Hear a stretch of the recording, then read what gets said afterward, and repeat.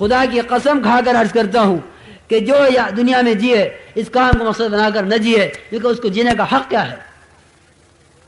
جو نبی کے مقصد کو اپنا مقصد بنا کر نہ رہے کہ تبلیغ والے کون تبلیغ والے ہیں؟ کیونکہ ہر امتی تبلیغ والا ہے. سب سے کہا تھا وہاں حجۃ الوداع میں، سب سے کہا تھا کہ تم میں سے جتنے حاضر ہیں غائب کو پیغام پہنچا دیں. نہ غائب والے 100 آدمی تھے اور نہ حاضر کو 100 آدمیوں سے کہا تھا. 100% سے کہا تھا، 100% تک پہنچانے کے لیے کہا تھا. 100% سے کہا تھا اور 100% کو پہنچانے کے لیے کہا تھا.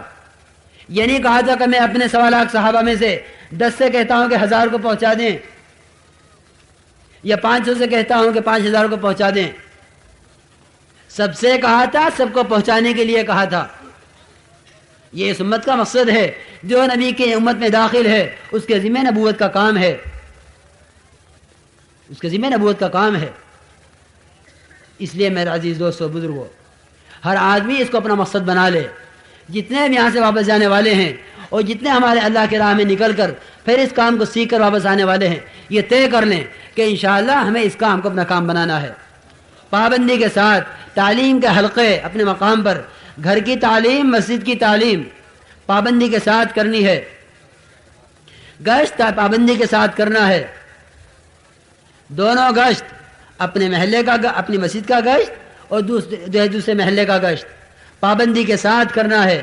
کام کو کام سمجھ کر کرنا ہے. جو چاہے عذر ہو، جو چاہے بیماری ہو، ہمیں کرنا ہے. بہرحال کرنا ہے، ہر حال میں کرنا ہے.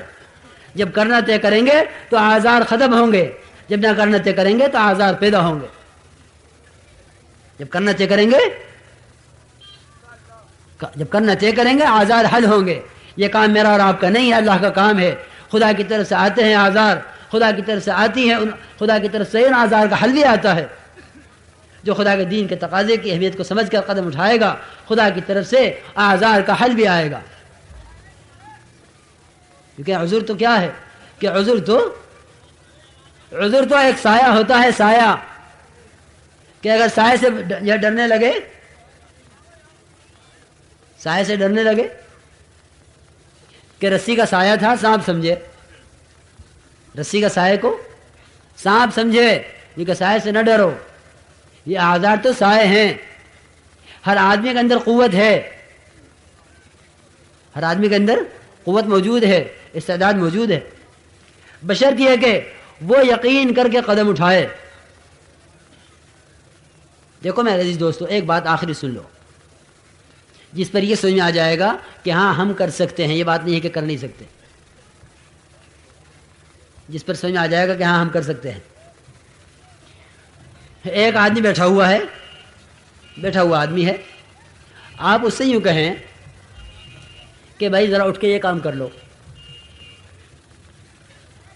ذرا اٹھ کر یہ کام کر دو، مجھے پانی پلا دو، یہ لائٹ بند کر دو، کوئی کام چھوٹا موٹا کہ بھائی ذرا اٹھ کے یہ کام کر دو.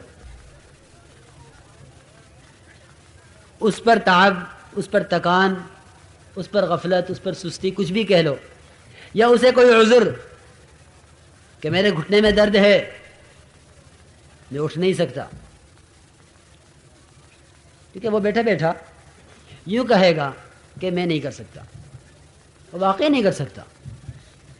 کرنا چاہتا ہے، آپ کے حکم کو رد نہیں کرنا چاہتا. وہ آپ کے حکم کی تعمیل چاہتا ہے، کرنا چاہتا ہے لیکن نہیں کرتا کہ نہیں میں نہیں کر سکتا. یوں کہیں اس نے تو یہ کہا تھا کہ اٹھ کے یہ چھوٹا سا کام کر دو، یہ اٹھ نہیں سکا تھا.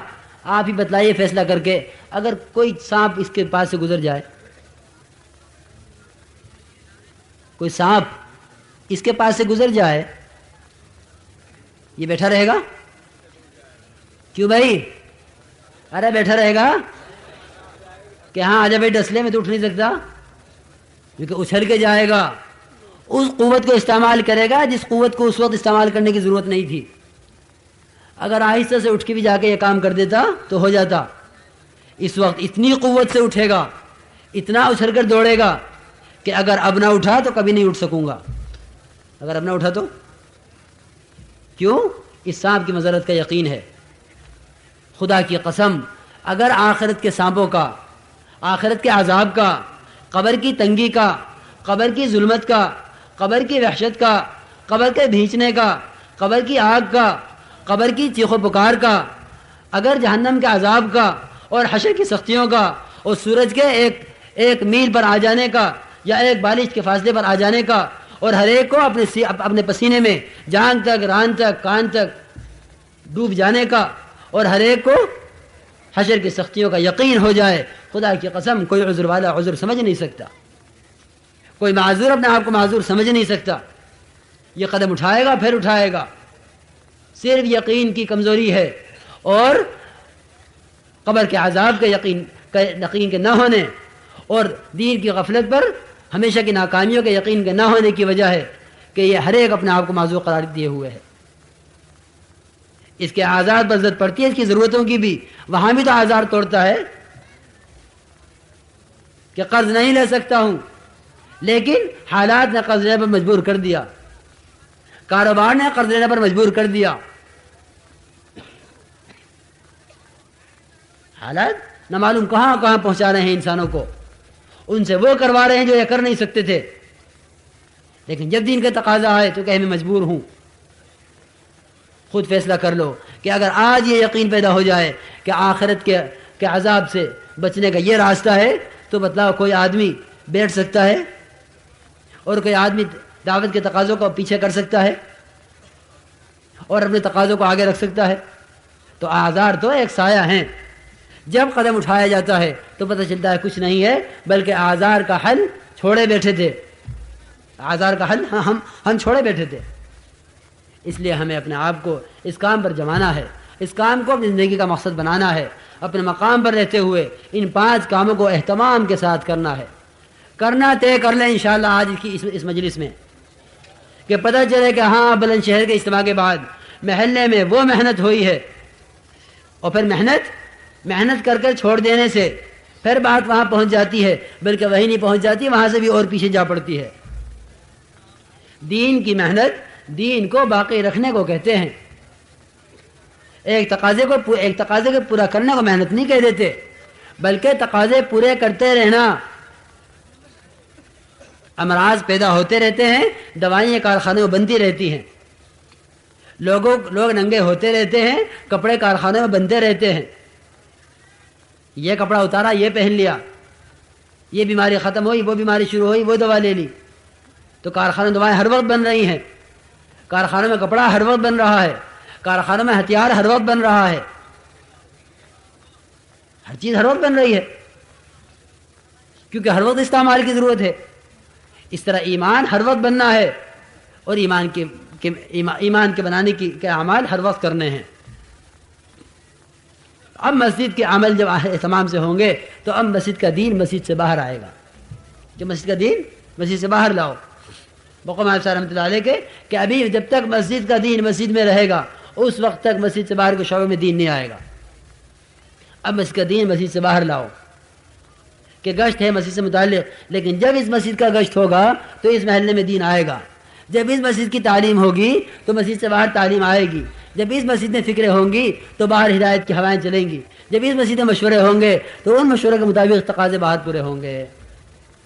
اللہ تعالیٰ بھائی مجھے اور آپ کو قبول فرمائے، اور اللہ تعالیٰ ہمیں دین کی محنت پر ہمیں اور آپ کو ثابت قدم فرمائے، ہمارے جان کو، مال کو، ہماری استعدادوں کو، ہماری تمام تر صلاحیتوں کو اللہ تعالیٰ دین پر لگا دے۔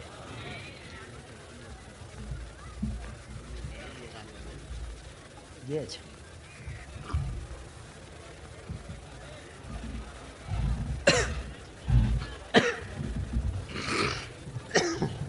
بھائی اب دعا ہونے والی ہے۔ معلوم ہوا ہے کہ کچھ نکاح بھی ہیں، لیکن اس کے لیے فرمایا گیا ہے کہ بھائی تشکیل قبرے میں پہنچ جائیں، وہاں نکاح ہوں گے، لیکن دعا کے بعد، ابھی نہیں، دعا سے فارغ ہونے کے بعد۔ جو نکاح والے ہیں دعا سے فارغ ہونے کے بعد تشکیل قبرے میں پہنچ جائیں گے، وہاں نکاح ہوں گے۔ اب دعا ہوگی بھائی، اور دعا کے بعد جماعتیں روانہ ہوں گی۔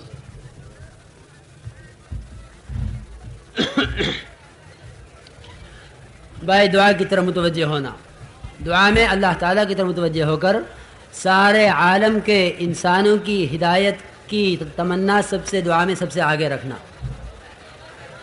ہر آدمی اپنے مسائل کو سامنے رکھ کر دعا مانگتا ہے، बीमारों के लिए दुआओं के पर्चे, बीमारों की तरफ से परेशानियों के पर्चे, लोगों की तरफ से मुकद्दमात के पर्चे। भाई बैठ जाओ, दुआ का वक्त आ गया है, बैठे रहो, तशरीफ रखो। हर तरफ से दुआ के लिए भाई क्या बात हुई? अरे मजमा ना देखो, मजमा तुम्हें देख रहा है कि तुम खड़े हो गए हो। बैठ जाओ मेरे दोस्तों, बैठ जाओ भाई, दोस्तों बैठो, तशरीफ रखो। ये अल्लाहुम्मा सल्ली अला सय्यिदिना व मौलाना मुहम्मद व अला आलि सय्यिदिना व मौलाना मुहम्मद कमा सल्लैता अला इब्राहीम व अला आलि इब्राहीम इन्नका हमीदुम मजीद। रब्बना ज़लमना अनफुसना व इन लम तग़फिर लना व तरहमना लनकूनन्न मिनल खासिरीन। रब्बि इग़फिर वरहम वतजावज़ अम्मा तअलम इन्नका अंतल अअज़्ज़ुल अकरम। اللهم اغفر لنا وللمؤمنين والمؤمنات والمسلمين والمسلمات الأحياء منهم والأموات. اللهم اغفر لأمة محمد صلى الله عليه وسلم ما تقدم من ذنبها وما تأخر وما أسرت وما أعلنت. اللهم اشرح صدورنا للإسلام. اللهم حبب إلينا الإيمان وزينه في قلوبنا وكره إلينا الكفر والفسوق والعصيان. اللهم اجعلنا من الراشدين. اللهم اجعلنا من الراشدين. اللهم اجعلنا من الراشدين. اللهم ألهمنا مراشد أمورنا وأعذنا من شرور نفوسنا. يا مصرف القلوب صرف قلوبنا على دينك. يا مثبت القلوب ثبت قلوبنا على طاعتك. اللهم إن قلوبنا ونواصينا وجوارحنا بيدك لم تملكنا منها شيئا، فإذا فعلت ذلك بنا فكن أنت ولينا واهدنا إلى سواء السبيل. اللهم كن أنت ولينا واهدنا إلى سواء السبيل. اللهم كن أنت ولينا واهدنا إلى سواء السبيل. اللهم اهدنا واهد بنا. اللهم اهدنا واهد بنا. اللهم اهدنا واهد بنا. اللهم اهد الناس جميعا. اللهم اهد الناس جميعا. اللهم اهد الناس جميعا. اللهم اهد الناس جميعا. اللهم أحيي الدين كله في العالم كله. اللهم اجعلنا دعاة إليك وإلى رسولك. اللهم اجعلنا دعاة إليك وإلى رسولك. اللهم اجعلنا من الذين يدعون إلى سبيلك. اللهم اجعلنا من الذين يجاهدون في سبيلك. اللهم اجعلنا من الذين يضحون في سبيلك. اللهم ثبتنا على سبل الخير. اللهم ثبتنا على سبل الخير. اللهم ثبتنا على سبل الخير. اللهم زدنا ثباتا. اللهم زدنا ثباتا. اللهم زدنا ثباتا. اللهم إنا نسألك التثبت في الأمر ونسألك عزيمة الرشد ونسألك شكر نعمتك وحسن عبادتك ونسألك قلبا سليما ولسانا صادقا ونسألك خير ما تعلم ونعوذ بك من شر ما تعلم. اللهم إنا نسألك الهدى والتقى والعفاف والغنى. اللهم إنا نسألك الهدى والتقى والعفاف والغنى. اللهم إنا نسألك الهدى والتقى والعفاف والغنى. اللهم إنا نسألك من خير ما سألك منه نبيك سيدنا محمد صلى الله عليه وسلم ونعوذ بك من شر ما استعاذك منه نبيك سيدنا محمد صلى الله عليه وسلم. اللهم إنا نسألك من الخير كله عاجله وعاجله ما علمنا منه وما لم نعلم ونعوذ بك من الشر كله عاجله وعاجله ما علمنا منه وما لم نعلم. اللهم إنا نسألك الجنة وما قرب إليها من قول أو عمل ونعوذ بك من جهنم وما قرب إليها من قول أو عمل. ربنا آتنا في الدنيا حسنة وفي الآخرة حسنة وقنا عذاب النار. يا حي يا قيوم برحمتك نستغيث أصلح لنا شأننا كله، أصلح لنا شأننا كله، أصلح لنا شأننا كله، ولا تكلنا إلى أنفسنا طرفة عين، فإنك إن تكلنا إلى أنفسنا تكلنا إلى ضعف وعورة وذنب وخطيئة، وإنا لا نثق إلا برحمتك، وإنا لا نثق إلا برحمتك، وإنا لا نثق إلا برحمتك يا أرحم الراحمين، يا أرحم الراحمين، يا أرحم الراحمين. إليك رب فحببنا وفي أنفسنا لك رب